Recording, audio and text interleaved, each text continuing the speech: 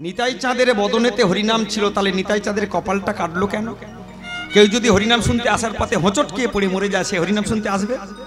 কেউ যদি হরিনাম শুনতে আসার পথে মাঠের মধ্যে দিয়ে আস্তে আস্তে চন্দ্রে গোড়া কামড়ে তাকে মেরে ফেলে, কেউ আর হরিনাম শুনতে আসবে?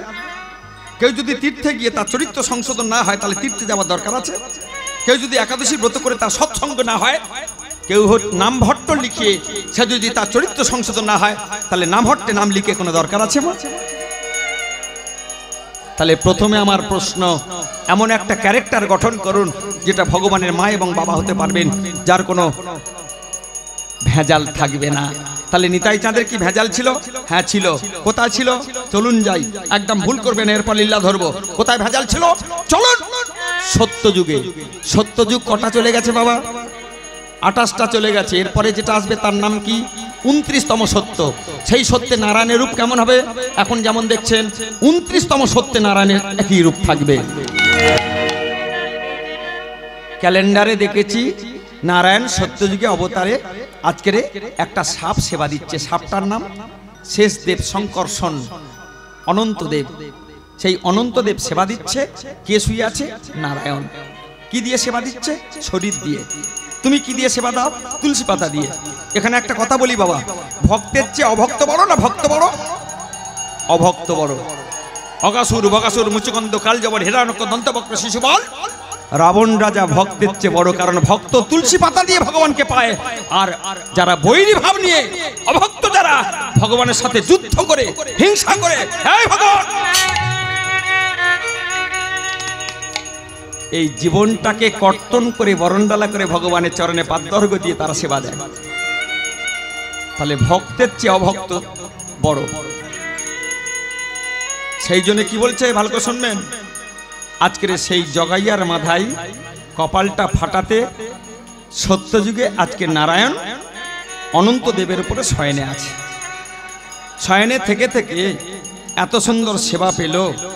পাওয়ার পরে নারায়ণ বলছেন, অনন্ত তুমি আমাকে যেভাবে সেবা করেছো আমি খুব শান্তি পেয়েছি বাবা। এক কাজ করো, আমি বাবা হয়ে তোমাকে আমি সন্তান রূপে আশীর্বাদ দেব, তুমি আশীর্বাদ চাও। তখন সেই সাপটা বলছে, প্রভু কি আর তোমাকে আমি বর চাইব? যে যুগে যে কুলে যাবে আমাকে তুমি সেই কুলে নিয়ে যে তোমার চরণ থেকে আমাকে সেবা করার বঞ্চিত করো না, এই আমার প্রার্থনা। নারায়ণ বললেন, তাহলে সত্যের পরে কি এলো? ত্রেতা। আসার কথা কি? দাপর। কিন্তু ত্রেতা কেন? ওটা সবাই জানি। তাহলে ত্রেতা যুগ আসলো। আসার পরে ত্রেতা যুগের ভগবানের নাম কি? রাম। রামের বাবার নাম কি? দশরথ।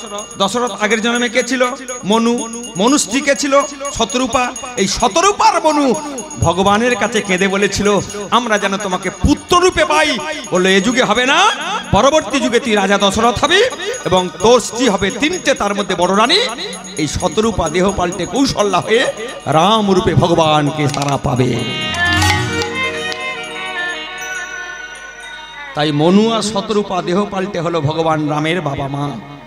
এই বাবা মা হয়ে যাওয়ার পরে দশরথ 3টে বিয়ে করলো। 3টে বিয়ে করলো আপনারা সবাই জানেন। প্রথম বিয়ে কৌশল্যা, দ্বিতীয় বিয়ে কইকেয়ী, তৃতীয় বিয়ে সুমিত্রা। সুমিত্রার কাছে 2টো সন্তান হলো। তাদের নাম কি হলো? এই লক্ষণ সেবক আর আরেকটা ছেলে, তার নাম শত্রুঘ্ন। রামের মায়ের নাম ছিল কৌশল্যা আর ভরতের ছেলে ছিল শঙ্খ চক্র গদা পদ্মধারীর একমাত্র শঙ্খ, যেটা এই হলো ভরত।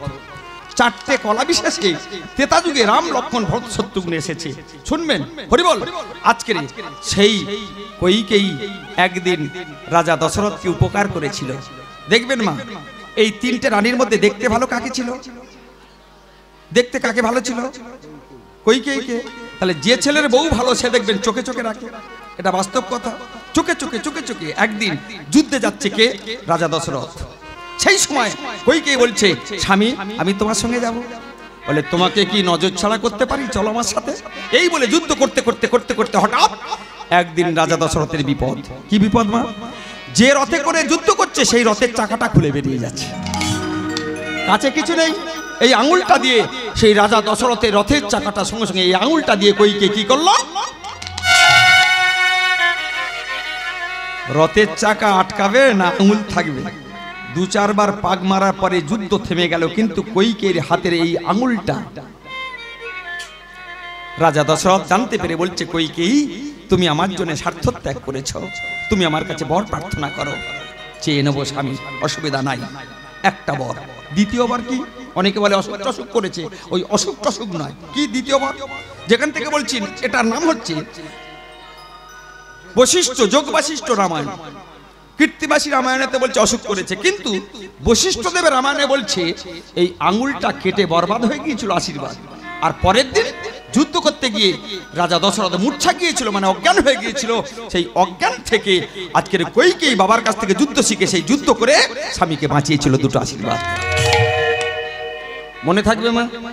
একটু শান্ত করুন, আস্তে আস্তে শুনে নেন। এই দুটো আশীর্বাদ চেয়ে রইল। আস্তে আস্তে রামচন্দ্র ভরত লক্ষণ পড়াশোনা করে বাড়ি এলো। রাজত্বে আসার পরে যখন বড় হলো, আস্তে আস্তে এবার দশরথ একদিন ঘোষণা করলেন রামকে রাজা করে দেবে, অভিষেক করবে।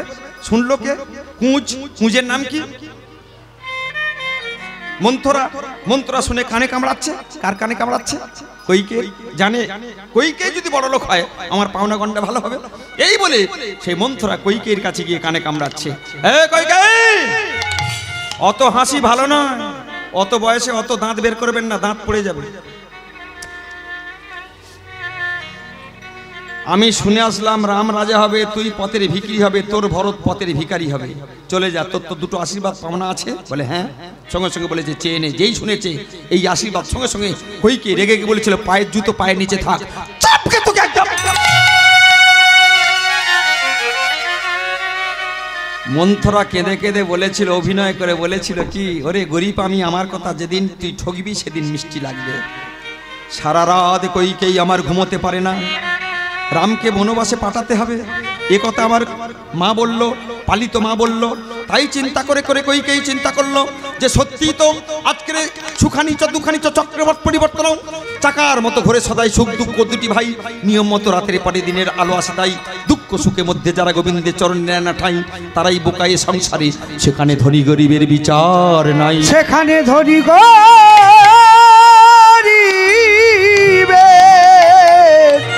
সেখানে ধনী গরিবের কোনো বিচার নাই। এই যে জীবনটা যদি চলে যায় মা বলতে পারবে এইরকম জীবন পাবো? এর চেয়ে হয় ভালো, নালে এর চেয়ে খারাপ, কিন্তু এই দিনটাই জীবন। জীবনে আর চাকার মতো ঘরে সদাই সুখ দুঃখ দুটি ভাই, নিয়ম মতো রাতের পরে দিনের আলো আসে, তাই দুঃখ সুখের মধ্যে যারা গোবিন্দের চরণে নেয় না ঠাঁই, তারাই বেকুব এ সংসারে, সেখানে ধনী গরিবের বিচার নাই। আসা যাওয়া, খাওয়া দাওয়া, লাঠি সোঁটা, দিন রাত এটা অনবরত চলছে, চলবে। সুযোগ একবার যখন এসেছে, সুযোগের হাত ছাড়া করবো না, এই বলে কইকেয়ী কি গেল স্বামীর কাছে। স্বামী কইকেয়ী এসেছো, এসো। স্বর্ণ পালঙ্কে শুয়ে আছে রাজা দশরথ। সঙ্গে সঙ্গে হিমালয় পাহাড়ের মতো গিয়ে প্রতিজ্ঞাবদ্ধ হয়ে বলছে, আমি তোমার মেজরানী। হ্যাঁ। ভালোবাসো? হ্যাঁ। আশীর্বাদ দেবার কথা? হ্যাঁ। দুটো, সেও জানি। চাও তুমি? সঙ্গে সঙ্গে চাইছে কি, ওগোই আগে বলে রামচন্দ্র যাবে 14 বছর বনে, আর আগে বলে আমার ভরত ওগো বসবে সিংহাসনে। একেবারে রামচন্দ্র যাবে 14 বছর বনে, আর একবারে আমার ভরত বসবে সিংহাসনে। একেবারে রামচন্দ্র যাবে 14 বছর বনে, আর একেবারে আমার নিজের ভরত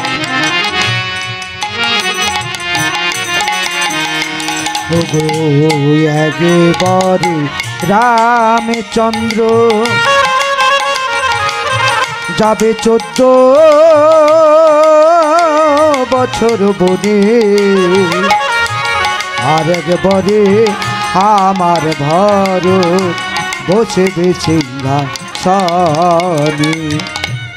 ভগবানের বাবা দশরথের প্রেসার বেড়ে গেল, মাটিতে পড়ে গেল, স্বামী হয়ে স্ত্রীর পায়ে ধরে ক্ষমা চাইছে, সঙ্গে সঙ্গে কইকেয়ী বলল আমাকে দিতে হবে না, তুমি বলো আমি মিথ্যাবাদী।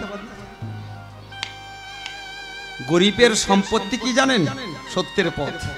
টাকা তার কম থাকতে পারে, কিন্তু তারা কিন্তু যা কথা দেয়, কিন্তু যাদের ঘরে টাকা আছে দেখবেন সকালের ট্রেন সন্ধে যাবে আর সন্ধ্যের ট্রেন বিকেলে যাবে।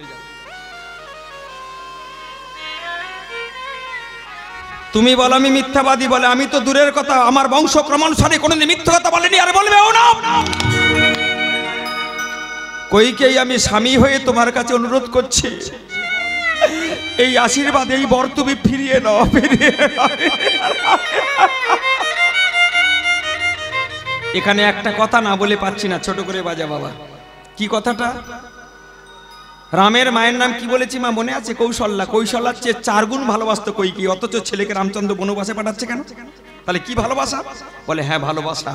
কইকেয়ী জানতো রামকে যদি বনবাসে না পাঠাই তাহলে ক্ষতি হবে কার জানেন? পাশানি হয়ে বসে আছে কে মা? গৌতমের স্ত্রী অহল্যা। সে একদম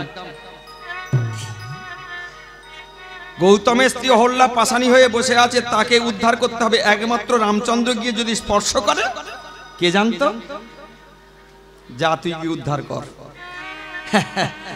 তাই আমার কৌশল্যা হিমালয় পর্বতের মতো স্বামী অনুরোধ করছে, সব শুনছে কিন্তু কিছু বলতে পারে না। রাম যদি বনবাসে না যায় উদ্ধার হবে না কে? উদ্ধার হবে না গুহক চণ্ডাল, উদ্ধার হবে না। গুহক চণ্ডালের একটা বন্ধু ছিল, তার নাম মাধব পাটুনি, যে মাধব পাটুনি নৌকা করে এপার থেকে ওপারে গিয়েছিল। উদ্ধার হবে না মারিচ, উদ্ধার হবে না তারকা রাক্ষসী, উদ্ধার হবে না জটায়ুর 2 ছেলে সম্পাতি এবং গরুরের 2 ছেলে, তার নাম হরিবল, জটায়ু এবং সম্পাতি। উদ্ধার হবে না সবরই। ফল চেকে চেকে রামচন্দ্রের জন্য রেখে দিয়েছে, জাতপাতের ভেদাভেদে কোনো সাধু ঋষি তার কাছে ঘেঁচতে দেয় না। সবরই আমার বসে আছে। উদ্ধার হবে না রাবণ রাজা, উদ্ধার হবে না কে? কুম্ভকর্ণ, উদ্ধার হবে না আমার ওই যে বিভীষণ, উদ্ধার হবে না ইন্দ্রজিৎ। এটা জানতো কইকেয়ী, তাই আমার কইকেয়ী পাঠাচ্ছে। ওরে খোকা, আমার চেয়ে তোকে পৃথিবীতে কেউ ভালোবাসতে পারে না, আমি তোর মেজো মা, কিন্তু তোকে বনবাসে পাঠাতে হচ্ছে আমি যে নিরুপায় বাবা।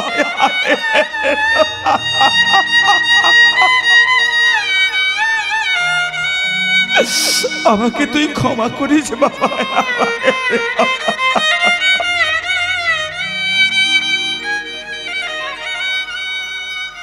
রামচন্দ্রের কাছে যখন পৌঁছেছে কথাটা, একটা কথা বলবো, ইয়ং ছেলে ওখানে বসে কজন গান শুনছো, তোমাদের বোঝানোর জন্য এখানে একটা কথা মনে পড়েছে, একটু বলে দিই। কথাটা খুব কান খুলে শোনো, সব কথা ভুলে যাবে, এই কথাটা ব্রজগোপালে মনে রাখবে। আমার কথা না, এটা হচ্ছে রামায়ণের কথা, কথাটা মনে রাখবে। কৃষ্ণ দাপর যুগে কজনকে বিয়ে করেছিল? 16,108 জনকে। রামচন্দ্র কজনকে বিয়ে করেছে? একজন। কৃষ্ণ দাপর যুগে কৃষ্ণের বাঁক কটা? এখানে, এখানে, এখানে। কোটি মানে কোমর, বক্ষ আর রামের বাঁক কটা? বলে একটাও দেখতে পাইনি, একদম সোজা। তাহলে রামের লীলা সোজা, কৃষ্ণের লীলা। ভগবান রাম তিনি বলেছিলেন আমার লীলা অনুকরণ করো, অনুসরণ করো, উপকার পাবে। কিন্তু কৃষ্ণ বলল দাপর যুগে আমি যে লীলা করেছি তোমরা অনুকরণ করো, দেখো, কিন্তু অনুসরণ করলে তোমরা কিন্তু মরবে। রামচন্দ্র অনুসরণ অনুকরণ করতে বললো, তোমাদের আমি তাই ব্রজগোপাল বলছে অনুকরণ অনুসরণ করলে তোমাদের সংসার চকচকে হবে। কে? রামচন্দ্র বাবার কথা অনুসারে সে বলেনি বাবা যে তুই বনে যা, যেই শুনেছে মেজমা চাইছে আমাকে বনবাসে গেলে বাবার ঋণ শোধ হবে, সঙ্গে সঙ্গে শাস্ত্র বলছে বাবা যদি ঋণ করে না, তুই যদি কানে শুনিস সেই ঋণটা ছেলেকে শোধ করা কর্তব্য, তা নাহলে তোর কিন্তু সংসার উন্নতি হবে না। কিন্তু তুই যদি ঋণ করিস, বাবা যদি শোনে, সেই ঋণটা চোকানোর বাবার কোনো দায়িত্ব না, এটা শাস্ত্র বলছে।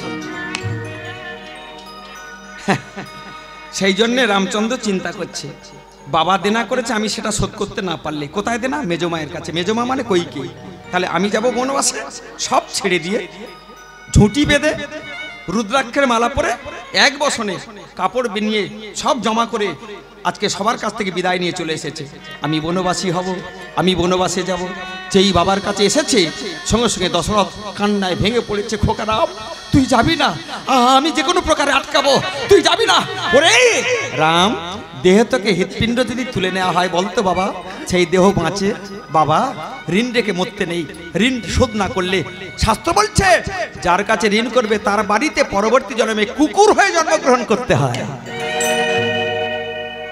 বাবার কাছ থেকে যদি 10,000 টাকা ধার করে আমি মরি না, মরে গিয়ে কুকুর হয়ে বাবার বাড়ি চৌকি দিতে হবে, শাস্ত্র বলছে। তাই বাবা, তোমার ঋণ রাখতে নেই। আমি তোমার পুত্র রামচন্দ্র আজকে বনবাসে যাব। এই বলে যেই বাবাকে কাঁদিয়ে, মাকে কাঁদিয়ে, সবাইকে কাঁদিয়ে যখন বেরিয়ে পড়েছে, তখন একটা ছেলে এসে বলছে, ছেলেটার নাম নিশ্চয়ই জানেন, বুঝতে পেরেছেন, লক্ষণ। লক্ষণ কে ছিল? সাপ। সাপ দেহ পাল্টে কি হয়েছে? ভক্ত, সেবক। সে তখন এসে বলছে, দাদা, ও দাদা, দাদা তুমি আমায় নিয়ে চলো না। ও গো দাদা নিয়ে চলো না, নিয়ে চলো না, ও গো দাদা নিয়ে চলো না, তোমার সাথে বনে যাব, নিয়ে চলো না। বলে আমি তোমার সঙ্গে বনে যাব। ও গো দাদা গো,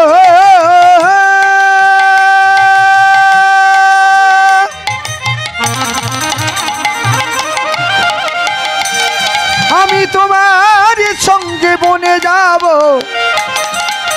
তুমি আমায় নিয়ে চলো না। আমি বনে যাব, বনবাসী হব। ও গো দাদা আমায় তুমি নিয়ে চলো। ও গো, ও গো দাদা গো, আমি তোমার সঙ্গে বনবাসে যাব, আমি বনবাসী হব, তোমার সেবা করব, আমায় তুমি নিয়ে চলো। ও গো দাদা আমায় নিয়ে চলো। ও গো দাদা গো, আরে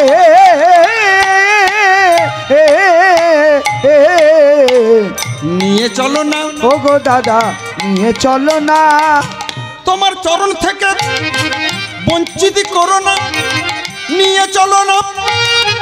ও গো দাদা বনবাসী নিয়ে। এই বাচ্চাগুলো আস্তে আস্তে বাবা, আস্তে বাবা, শোনা বাবা, শোনা বাবা, আমার ছেলে নাতির মতো গো, কি সুন্দর বাবা, আস্তে আস্তে আস্তে। সঙ্গে সঙ্গে বলেছে, ওরে লক্ষণ, শোন শোন, বনবাসটা তোর হয়নি, আমার হয়েছে। আমার বনবাসটা কার হয়েছে? রামের হয়েছে। তা তুই ছটফট করছিস কেন? এখনো বামন বিদা হয় না যে ঢোল বাজাচ্ছে সে লাফাচ্ছে। বনবাসটা আমার হয়েছে, তোর হয়নি, আমি বনে যাব, তুই লাফালাফি করছিস। তখন লক্ষণ ঠাকুর একটা কথা বলেছিল বাবা, কান খুলে শুনে নি, আমি যদি দাদা হতাম তাহলে তোমাকে বনবাসে আটকে দিতাম। তখন উফ বাবা রে, তখন রামচন্দ্র হেসে ফেলে বলেছিল, তোর দাদা হবার খুব শখ, তোর দাদা হবার খুব শখ। ঠিক আছে, পরবর্তী জন্মে, পরবর্তী যুগে আমি হব তোর ভাই কানাই, আর উল্টে দিয়ে তুই হবি আমার দাদা বলরাম। দেখ কেমন লাগে। অনেকে মনে করি দাদা আমাকে ফাঁকি দিয়ে বুঝি পথে বসিয়েছে, একবার দাদা হয়ে দেয়। সে সময় বলরাম বলেছিল, আমি ভাই ছিলাম, ভালো ছিলাম, দাদা হওয়ার যে কত জ্বালা, তাই তো ছেড়ে আমার তীর্থে পালিয়েছিল যুদ্ধ করার ভয়। কুরুক্ষেত্রে যুদ্ধ লাগলো, ভাঁওতা দিয়ে ভাইয়ের হাতে সঁপে দিয়ে বললাম একটি তীর্থ পর্যটন করে আসে। সঙ্গে সঙ্গে আমার কি হলো, লক্ষণ বলছে, দাদা আমি তোমার সাথে যাব। তা চ। বলে কেন? বলে সেদিনের কথা ভুলে গেছো, তুমি কথা দিয়েছিলে তুমি যেখানে আমি সেখানে। এই বলে দুজন যাচ্ছে। এবার আর একটা মেয়ে ছেলে ছুটে ছুটে এসে বলছে, স্বামী, ঠাকুরপো, বুঝতে বাকি আছে, মেয়েটার নাম কি? সীতা। সীতার বাবার নাম কি? রাজর্ষি শিরোদ্ধর জনক। এই জনক মাঠেতে হাল করে পেয়েছিল, চলুন কালকের হাল করি, সীতাকে যদি পাই। কোন লাঙল, কোন হাল, কোন জমি, জমিটা দেখে নাও, এই 3.5 হাতের মানব জমি। ব্রহ্মরন্ধ্রে মস্তকেতে শিগোলোক ধাম, কর্ণদয় হয় বটে শিককুল নাম, রাধাকুণ্ডু শ্যামকুণ্ডু দ্বিনেত্রদয়, যমুনা কালিন্দী দুই নাসিকাতে বয়, মুখেতে মুতরাম করিয়াছে স্থিতি, মুখেতে রাধারানী করণ বসতি, জিহ্বার ভেতর আছে গোবর্ধন কুঠুরি, কইলাম ধাম তত্ত্ব শূন্য কর্ণ ভরি, চূড়া মধ্যে চূড়ামণি ব্রহ্মপাশে স্থিতি, পাট মধ্যে মহাবিষ্ণু করণে বসতি, চক্ষু মধ্যে কালাচাঁদ করিতেছে ধ্যান, নাসিকাতে নিত্যানন্দ মধু করে পান, কর্ণেতে চৈতন্য গোসাই করে সাবধান, মুখেতে ভদ্রাক্যবতী 32 যোগান, মুখের মধ্যে নারদমণি বাজায় কন্দল, জিহ্বার নিচে নদী বয়ে, কায়ে গঙ্গা জল, আলজিবে সরস্বতী, বামেতে শ্রীরাম, কণ্ঠেতে শ্রী গোবিন্দে, বাহুতে বলরাম, হস্তমতি শ্রী কানাই, দান অধিপতি, সপ্তদ্বীপে শ্রী জগন্নাথ, করণে বসতি, নাভিদেশে ব্রহ্মাদি, করিতেছে লীলা, লিঙ্গতে শ্রী মহাদেব লই চন্দ্রকালা, গুজ্জদ্বারে বসে আছে নারু ও গোপাল, কামিনীর সঙ্গে কেলি বড় রসাল, হাঁটুর মধ্যে শক্তি স্থিতি বসুমতি পায়, 18 মোকাম তত্ত্ব দিয়ে দেহ তৈরি। এই দেহটা তুমি চেয়েছো বলে পেয়েছো, সুকৃতির ফলে। আজকের সেই দেহটাকে নিয়ে গাঁজা খাচ্ছ, মদ খাচ্ছ, বিড়ি খাচ্ছ, এটা সেটাই আড্ডা মারছ অবহেলায়। তুমি বলতে পারো না কি রাধা কৃষ্ণ প্রাণময় যুগল কিশোর। ওগো রাধা কৃষ্ণ প্রাণময় যুগল কিশোর।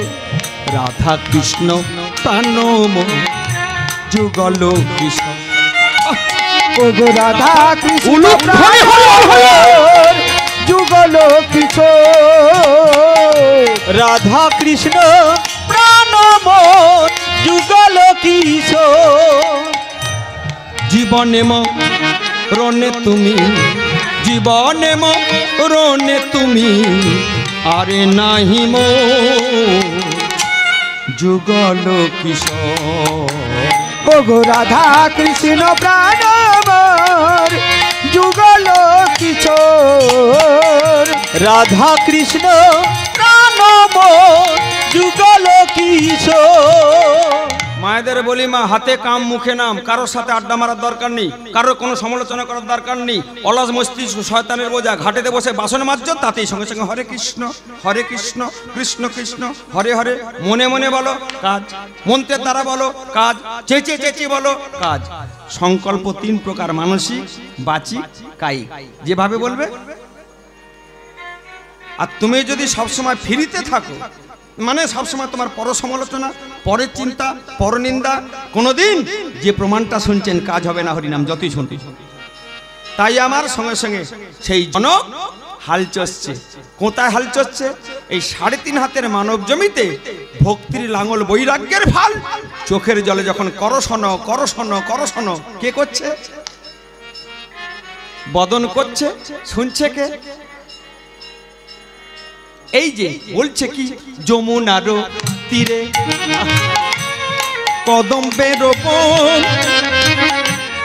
রতনবে তীরমূলে বসাব দুজন, নয়ন ভরিয়া শুধু, নয়ন ভরিয়া শুধু, করি দর্শন যুগল কিশোর।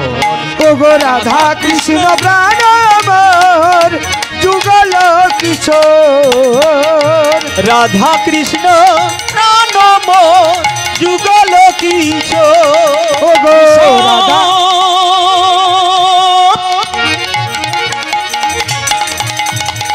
হরি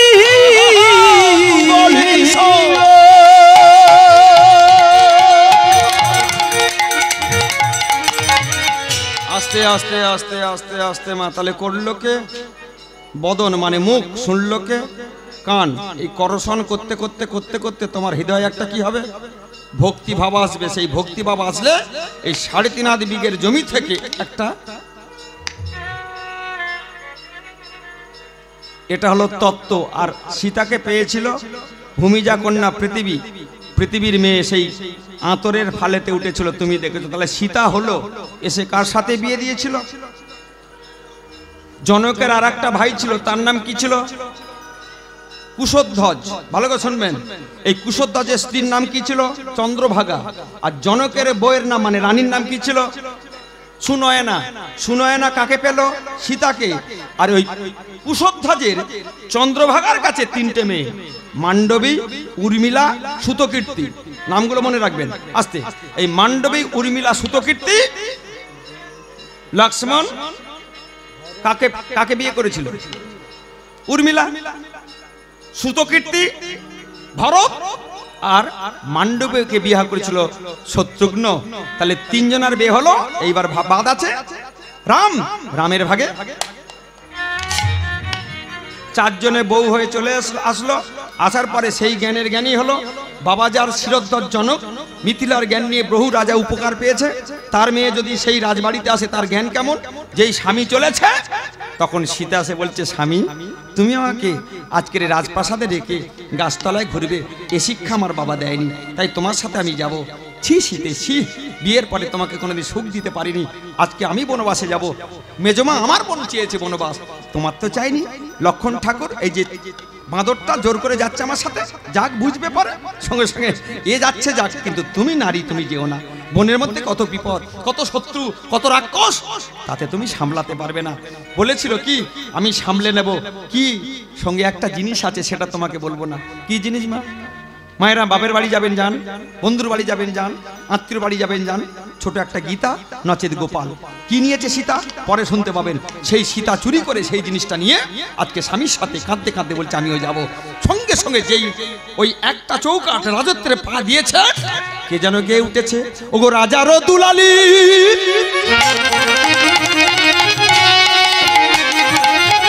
ওগো সীতে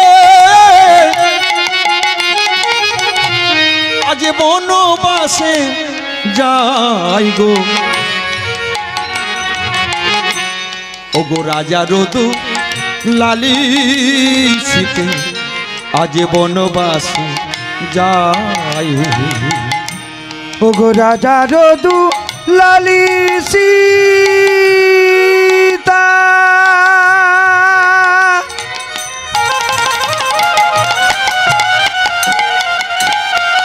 আজ বনবাসে যাই গো, বনবাসে যাই। ওগো রাজা রদু লালি সীতা আজ বনবাসে যাই গো, বনবাসে যাই। রাজা রদু লালি সীতে আজ বনবাসে যাই গো, আজ ওগো রাজা রদু লালি সীতা আজ বনবাসে যাই গো, বনবাসে যায়। ওই না পশু পাখি সেদিন সবাই কাঁদে, আমার করে হাই হাই। বনের পশু পাখি সবাই কাঁদে, সবাই করে হায় হায়। লতা পাতা সদি ওগো সবাই কাঁদে, ঘরে হাই হাই। রাজা রদু লালি সীতে আজ বনবাসে যাই গো, আজ বনবাসে যাই। ওগো রাজা রদু লালি সীতা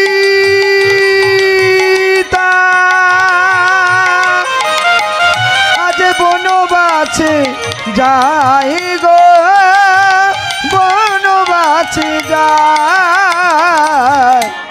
রাজা রদু লালি সীতা আজ বনবাসে যায় গো, বনবাসে যায়। সব শেষ হয়ে গেল, তিনজন বেরিয়ে যেতে তখন সুমিত্রা, কৌশল্যা, কৈকেয়ী সবাই যে যার মূর্ছা গেল। শুনবেন ভালো করে। গিয়ে প্রথমে উদ্ধার করলো কাকে? গুহক চণ্ডাল, তার একটা বন্ধু ছিল মাধব পাটুনি, তাকে উদ্ধার করলো। করে গৌতমের স্ত্রী পাষাণ হয়েছিল, তাকে উদ্ধার করলো। করে নিয়ে সমস্ত সব ভারতবর্ষ ভ্রমণ করতে করতে দক্ষিণ দিশায় চলে গেল। একটা কথা মায়েরা শুনুন, লিখে নেন, মায়েদের জন্য বলছি, ভগবানকে তিনটে ঠিকানায় পাবেন। কোথায়? একটা তুলসীর বাগান, যেখানে তুলসী গাছ আছে। আমি যে বাড়িতে আছি, আমার বাবু বসে আছেন, তুলসী গাছটা একটু মরে মরে যাচ্ছে, ওটাকে তুলে ফেলে দিয়ে একটা নতুন গাছ লাগান। তুলসীর বাগান যে বাড়িতে বেশি মা, নিচে হোক উপরে হোক যে কোনো জায়গা, তুলসীর বাগান যেখানে, সেখানে ভগবান থাকবেন। এক। দুই, যেখানে পদ্মের সরোবর, পদ্ম ফুল ফোটে যেখানে, পদ্মের সরোবর। দুই। আর যেখানে তিন, আপনাদের মতো ভক্ত যেখানে কীর্তন শ্রবণ করে, কীর্তন হয়, সেখানে ভগবান পিছন থেকে, ভগবান কখন কি রূপে আসে কেউ বুঝতে পারবেন না, কখন কেমন কিভাবে আসে ভগবান বোঝার ক্ষমতা আপনাদের নেই। কিন্তু তিনটে ঠিকানা কোথায়? তুলসীর বাগান, পদ্মে সরোবর এবং ভক্তের গুণাগুণ, কীর্তন, ভাগবত কথা, গীতার কথা, সেখানে ভগবান। ঘুরতে ঘুরতে সীতা দেখতে পেয়েছে একটা পদ্মে সরোবর। রামচন্দ্র দেওরকে বলল, আমি এখানে দিন কতক থাকবো। বলে, দিন কতক কেন? 14টা বছর সময় কাটাতে হবে, তো এখানে থাকো। এই বলে সেখানে একটা পাতার কুঁড়ে ঘর নির্মাণ করলো। পাতার কুঁড়ে ঘর নির্মাণ করে সীতা যেদিন রাজত্ব থেকে বেরিয়েছিল, সঙ্গে একটা ছিল কি আমি বলেছিলাম, বলে দেব, সোনার একটা নারায়ণ। সেই সোনার নারায়ণকে সঙ্গে নিয়ে সেই পাতার কুঁড়ে ঘরে একটা বেদি করে তাকে সিঙ্গার করে দেয়। ও মায়েরা, শাস্ত্রে বলছে তুমি যদি ভগবানকে একটু সিঙ্গার মানে সাজিয়ে দাও, জীবনে তোমার সাজার অভাব হবে না। যদি তুমি নরনারায়ণ সেবার জন্য 1 টিন তেল দাও, 2 বস্তা আলু দাও, সবজি দাও, চাল দাও, ডাল দাও, নরনারায়ণ সেবার নিমিত্তে তুমি যদি কিচ্ছা দান করো, তোমার কোনোদিন খাবার কষ্ট হবে না। শাস্ত্র বলছে তুমি যদি ভগবান মন্দির নির্মাণের জন্য 10 বস্তা সিমেন্ট দাও, 2টো রডের তালা দাও, তোমার কোনোদিন মহলের থাকার অভাব হবে না। একটা ছাড়া 10টা, 10টা ছাড়া 20টা হবে। কেন? দিয়ে রাখলে তুমি পাবে, এ কথাটা মিথ্যা নয়। তুমি দাও, তুমি পাবে, পাবে।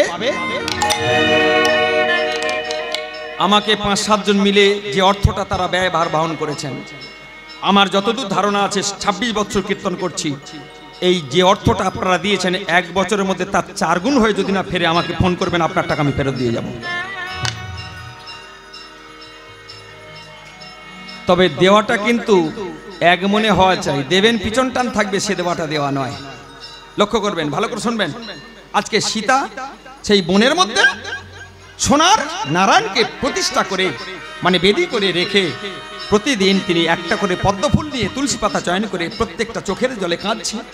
আমার পূজার থালায় আছে আমার প্রভু ব্যথার শত দল। এই পূজার থালায় আছে আমার ব্যথার শত দল। এই পূজার থালায় আছে আমার ব্যথার শত দল। আমার পূজার থালায় আছে প্রভু ব্যথার শত দল। হে দেবতা তুমি রাখো সেথা, ওগো হে দেবতা তুমি রাখো সেথা। ওগো হে দেবতা তুমি রাখো সেথা। ওগো হে দেবতা রাখো সেথায়। প্রভু তোমার চরণ তল ব্যথার শত দল। এই পূজার থালায় আছে আমার ব্যথার শত দল। এই পূজার থালায় আছে আমার ব্যথার শত দল। ওই যে পঞ্চপ্রদীপে মা মা সবাইকে পাইয়াচ্ছে আশীর্বাদ প্রভুর, ওই পঞ্চপ্রদীপটা ধরানোর জন্য কি লেগেছে মা? দেশলাইয়ের কাঠি। তাহলে দেশলাইয়ের কাঠি দেবো, খোল দেবো না, জ্বলবে? তাহলে কাঠি দেওয়া প্রয়োজন, খোল দেওয়া প্রয়োজন। খোল আর কাঠি দুটোই দেবো, সেটা পুকুরে ডুবিয়ে দেবো, ধরবে? এখন হরিনামে কাজ হয় না কেন জানেন? কীর্তনেরা হয়েছে দেশলাইয়ের কাঠি আর ভক্তরা হয়েছে দেশলাইয়ের খোল। এই কাঠি আর খোল সব জলে ডুবে। কোন জলে? নয়নের জলে নয়, সব। তাহলে আজকে বুঝতে পারবেন, ভালো করে শুনবেন। ওই পঞ্চপ্রদীপটা যে আগুনে জ্বলে, তোমার দেহটা সেই আগুনে জ্বলবে। তাই বলছে নিবেদনে কুসুম সহ লাহ হে না তুমি আমায় লাহ প্রভু গো নিবেদনে কুসুম সহ লহ হে না আমায় লহ। তুমি যে আগুনে আমায় দহ, প্রভু গো যে আগুনে তুমি আমায় দহ, সেই আগুনে আরতি দীপ আমি করেছি উজ্জ্বল, ব্যথা শত দল। এই পূজার থালায় আছে আমার ব্যথার শত দল। এই পূজার থালায় আছে আমার ব্যথার শত দল। এই পূজার থালায় আছে আমার ব্যথার শত দল। ভালো করে শুনবেন মা, পঞ্চবটির বনে সীতা স্বামীর মঙ্গল এবং দেওরের মঙ্গলের জন্যে পূজা করছে। মায়েদের এখান থেকে একটা শিক্ষা আমি বলেছি, ত্রেতা যুগের ভগবান রামচন্দ্র জালিলা করেছে, অনুকরণ অনুসরণ করলে সংসার চকচকে হবে। অনেক মায়েরা স্বামীরা রোজগারে যায়, মায়েরা চিন্তা করে কখন মাইনেটা আনবে, সেই মাইনেটা নিয়ে যে ফিরবে তার কোনো গ্যারান্টি আছে? তাহলে তোমাদেরকে গোড়া ধরে ভজন সাধন করতে হবে, ভগবানের কাছে জানাতে হবে আমার স্বামী যেমন গেছে তেমন রূপে ফিরে আসে যেন, তবে তো স্বামী নির্বিঘ্নে ফিরবে। আর তুমি যদি ঠ্যাঙের উপর পা দিয়ে পানটা চিবাতে চিবাতে বলো স্বামী গেছে আর টাকা আনলি, সেই টাকা দিয়ে একটা এলসিডি টিভি কিনবো, তখন দেখবে সেই স্বামীর টাকাটা ছিনতাই হয়ে চলে গেছে, তোমার কাঁচকলার টিভি হলো না।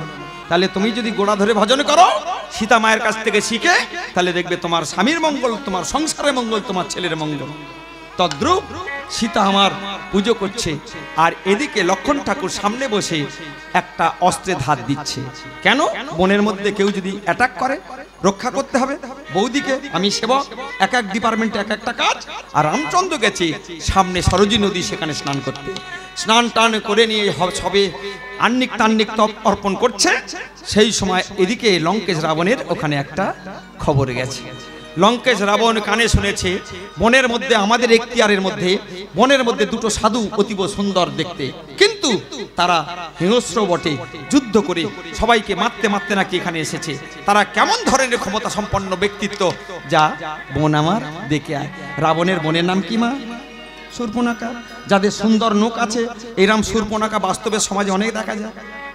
মেয়ে ছোট, হাতের নখ দেখলে মনে হয় শূর্পণখা।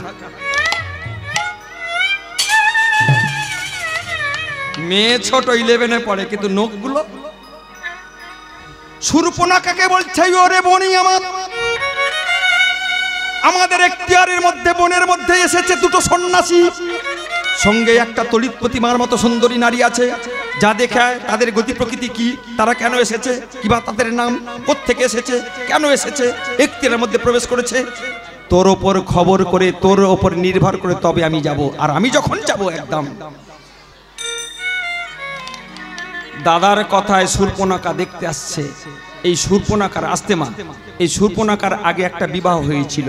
কার সাথে বিবাহ হয়েছিল নামটা মনে করবেন, বিদ্যুৎ জীবা। এই যেমন সুন্দর নখ বার করে মানুষকে খুন করতে পারে, তার যে বিয়ে হয়েছিল, তার যে বিয়ে হয়েছিল বিদ্যুৎ জীবা, রাক্ষসের ছেলে রাক্ষস, সে জীবটাকে বের করে মানুষের শরীরে স্পর্শ করলেই মানুষ একদম। কিছু মনে করো না মা, এখানে একটা কথা বলি, ইয়ং ছেলেরা শোনেনি। অনেক ছেলেরা খাটবে না, খুঁটবে না, ওই মেয়েটাকে বিয়ে করলে শ্বশুরের জায়গা জমি পাবো, এই একটা লোভ থাকে। শ্বশুর শাশুড়ি মরে গেলে বউকে নিয়ে সেখানে ঘর জামাই থেকে যাবো, সারা জীবন খাটবো না সেই সম্পত্তিগুলো। বিদ্যুৎ জীবা তাই হয়েছে, বিয়ে করেছে শূর্পণখাকে শুধু সোনার লঙ্কা পাওয়ার জন্য। হ্যাঁ গো, সোনার লঙ্কাটা থাকার কথা কোথায়? কৈলাসে। কার কাছে? দুর্গার কাছে। কার কাছে? শিবের কাছে। কার কাছে? গণেশ লক্ষ্মী সরস্বতীর কাছে। সেই সোনার লঙ্কাটা উঠে সেই ওখানে চলে গেল কেন? মনে করে দেবেন, বলে দেবো। সেই সোনার লঙ্কা, দেয়াল সোনা, মূর্তি সোনা, সোনা সোনা, চারিদিকে সোনা। সেই সোনা পাওয়ার লোভে বিদ্যুৎ জীবা বিয়ে করেছিল কাকে? শূর্পণখাকে। শূর্পণখাকে বিয়ে করার পরে যখন জানতে পারলো লঙ্কেশ রাবণ, তখন সেই শূর্পণখার মানে স্বামীকে এইরাম চুলের মুঠি ধরে একটা হিংস্র তরবারি নিয়ে সঙ্গে সঙ্গে সেই তরোয়ার নিয়ে বিদ্যুৎ জীবাকে সঙ্গে সঙ্গে ঘাচাং ঘাচ তাহলে মেরে ফেলেছে কাকে? জামাইবাবুকে। জামাইবাবু মরে গেছে, বিধবা কে হয়েছে? নিজের বোন। বিধবা হওয়ার পরে তখন লঙ্কেশ রাবণ দাদার চরণ ধরে কাঁদছে। সেই সময় লঙ্কেশ রাবণ কথা দিয়েছিল, শোন বোন আমার, আমি তোকে বলছি, শূন্য দুষ্ট গরুচ্ছে শূন্য গোয়াল ভালো। এই ছল চাতুরি করে একবার লঙ্কা এসে প্রবেশ করেছে, সব শেষ করে দিত। আমি তোকে তোর চয়েস অনুসারে তুই যাকে ভালোবাসবি, যাকে দেখবি তোর মনে ধরেছে, তার সাথে আমি লঙ্কেশ রাবণ কথা দিলাম, তার সাথে তোর দ্বিতীয়বার বিবাহ দিয়ে ছুকি করব। এটা অপশনটা দেওয়া আছে। তাহলে কে আসছে? শূর্পণখা। তার হাতে শাঁকা সিঁদুর নাই, বিয়ে করলেও করতে পারে। হঠাৎ সেই গানটাকে লক্ষ্য করে পঞ্চবটির বনে যেই এসেছে, হঠাৎ দেখতে পেয়েছে নিজে কর্মে ব্যস্ত, একটা তীরকে শান দিচ্ছে আর ভেতরে বৌদি আমার গান করছে। ঠিক ঠিক প্রথম দেখতে পেয়ে শূর্পণখা মনে মনে ভালোবেসে ফেলেছে। আপনার নাম? হে দেবী, আপনি এই জঙ্গলের মধ্যে কে? আমার নাম শূর্পণখা। আমার দাদা লঙ্কেশ রাবণ এই বনের মধ্যে আমাকে আপনাদের গতি প্রকৃতি দেখতে পাঠিয়েছে। শুনুন, আপনাকে আমার মনে ধরেছে, আপনাকে দেখতে অতীব সুন্দর, যেমন নাক তেমন চোখ, তেমন তার আপনার দিব্য শক্তি। আপনাকে আমি স্বামী রূপে বিবাহ করতে চাই। যে 14 বছর ঘুমাবে না বলে প্রতিজ্ঞা করেছে, 14 বছর খাবে না, 14 বছর হরিবল হরিবল, ওমা তার কোনো বিশ্রাম টিশ্রাম নাই, সেই ব্যক্তি যদি বলে রাক্ষসী বিয়ে করবে, সে শুনবে? দূর হয়ে যা শয়তানি, দূর হয়ে যা, বিয়ে করতে চাই, দূর হয়ে যা, বিয়ে করতে চাই, দূর। দুবার বলে তিনবারের মতো এবারে ক্রোধ আর হিংসা কার মধ্যে? লক্ষণের মধ্যে। সঙ্গে সঙ্গে তীর ধনুক কাছে ছিল, তীর ধনুক নিয়ে সেই শূর্পণখার নাকটাকে চেপে ধরে বিচার চাই বিচার চাই ছুটেছে। ছুটতে ছুটতে রামচন্দ্র স্নান করে আসছে, হঠাৎ শূর্পণখা নাকটা কেটে যাওয়া শূর্পণখা গিয়ে সেই সাপাটে রামচন্দ্রের চরণে গিয়ে পড়েছে। রামচন্দ্র বললেন, দেবী, এই নির্জন জঙ্গলে আপনি কে? আমি লঙ্কেশ রাবণের ভগ্নী, নাম শূর্পণখা। এই অবস্থা তোমার কে করেছে? আমাকে? আপনার ভাই লক্ষ্মণ ঠাকুর। কেন? তাকে আমি বিবাহ করতে চেয়েছিলাম বলে আমার এই দশা করেছে। আপনি নাকি তার দাদা, বিচার দেন। এই বলে শূর্পণখাকে নিয়ে চলে গেল লক্ষ্মণের কাছে। লক্ষ্মণ, তুই নাক কেটেছিস? হ্যাঁ। কেন? বলে বিয়ে করতে চেয়েছে। একটা মেয়ে একটা ছেলেকে বলতেই পারে আমি তোমাকে ভালোবাসি, বিয়ে করতে চাই, তুই না বলবি? বলেছিলাম। কবার? বলে দুবার। তিনবারের মাথা সহ্য করতে পারিনি। সেই সময় আমি, শোন, আমি তোর দাদা রামচন্দ্র, আমি তোকে অভিশাপ দিচ্ছি, আগত কলিযুগে তুই হবি নিতাই চাঁদ, আমি হব গৌর সুন্দর। তুই সেদিন আমার আদেশে হরিনাম বিতরণ করতে যাবি জীবের দ্বারে দ্বারে। সেদিন তেরে বদনে থাকবে হরি হরায় নম কৃষ্ণ, যাদবায় নম যাদবায় মাধবায় বলতে বলতে যাবি জগাই মাধাই। এই মেয়েটা মরে গিয়ে দেহটা পাল্টে যুগের পর যুগ গিয়ে কলিযুগে হবে জগাই আর মাধাই। আর এই মেয়েটা সেদিন গঙ্গায় জল নিতে যাবে, কাঁকালে থাকবে কলসি, কলসির তলাটা ফেটে যাবে পড়ে গিয়ে, কিন্তু কানাটা নষ্ট হবে না। কানা থেকে ফের কুমোররা কলসি নির্মাণ করবে, আর সেই কলসি জগাই আর মাধাই সেদিন সুরাপান করবে। তোর বদনে তো হরিনাম থাকা সত্য সেদিন তোর কপাল ফেটে গোপাল গোবিন্দ রাম শ্রী মধুসূদন গিরিধারী। ও গো গোপাল গোবিন্দ রাম শ্রী মধুসূদন গিরিধারী গোপীনাথ মদন মোহন।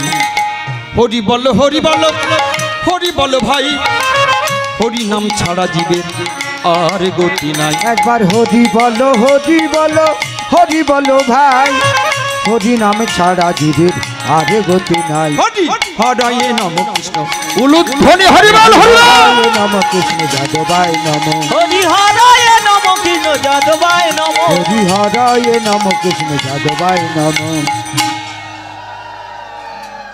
তাহলে কীর্তন শুনবেন, ক্রোধ আর হিংসা মনের মধ্যে উৎপত্তি হবে না। এমন কোন মা বাবা আছেন যে তোমার রাগ নেই? বলে আছে বাবা, একটু কম রাগ। আবার দু একজন দেখবেন কথা কথা। ক্রোধ হলো আপনার শরীরে দুর্যোধন। দুর্যোধন পঞ্চপাণ্ডবদের মধ্যে, মাফ করবেন, পঞ্চপাণ্ডবদের বিরোধী পক্ষ দুর্যোধন রাগ করতো না সর্বদা? দেখে নেব যার শরীরে দুর্যোধনের সংখ্যা বেশি তার শরীরে তত রাগ। কাম, ক্রোধ, লোভ, মদ, মোহ, মাশ্চর্য। এই 6টা ছেলেকে ভক্তির খড়গেতে বলি দাও, দিয়ে যদি একবার হরিনাম করো চোখের জল দিয়ে, সেই হরিনামে কাজ হবে। কাম, ক্রোধ যদি তোমার শরীরে বিরাজমান থাকে, সেই হরিনাম তোমার কাজ হবে না। আজকে লীলা, আজকে লীলা। আসুন, কোথায়? একটা বাবা, 5টা ছেলে, সুদেব, বিজয়, বৃষ, ভরুক, বাহু। বাবা আমার মনে মনে ঠিক করেছে, সংসার রাজত্ব থেকে রিটায়ার নিয়ে ছেলে 5টার মধ্যে কি আমার ভালো, তার হাতে রাজত্ব দিয়ে আমি ভগবানের নাম করতে চলে যাব। কোথায় যাব? যেখানে মানুষ পৌঁছতে পারে না, নির্জন কাননে, নির্জন জঙ্গলে গিয়ে মনের আনন্দে আমি বলবো কি, গোপীজন মনচর গিরিধারী নাগর। মায়েরা এই ভজনটা আমার সাথে করুন। মিনতি রাখো রাঙা পাই গো, মিনতি রাখো রাঙা পাই। তুমি গোপীজন মনচর, ও হে গিরিধারী নাগর, প্রভু মিনতি রাখো রাঙা পায়, প্রভু মিনতি রাখো রাঙা পায়। গোপীজন মনচর গিরিধারী নাগর, মিনতি রাখো রাঙা পাই গো, ও গো মিনতি রাখো রাঙা পাই। তুমি গোপীজন মনচর গিরিধারী নাগর, প্রভু মিনতি রাখো রাঙা পায়, মিনতি রাখো রাঙা পায়। যাদের বয়স বেশি হয়ে যাচ্ছে মা, জীবনে একবার থামতে হবে। সবসময় সংসারের ব্যাগ হাতে রাখবেন না, ছেলেদের একটু শেখান। এখন থেকে তুই এই সংসারের দায়িত্ব নে, টাকা লাগিয়ে দেবো, কিন্তু তোরা শেখ। ওই যে সময়টা কাট আপ করে বের করে নেবেন, পর সমালোচনা, পরের চিন্তা, ঘাটের ঘাটে খুচুর খুচুর গুজুর গুজুর না করে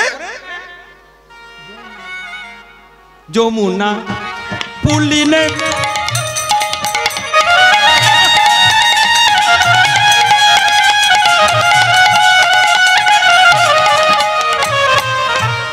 যমুনা পুলিনে বংশীবা যায়ত, ও গো যমুনা পুলিনে,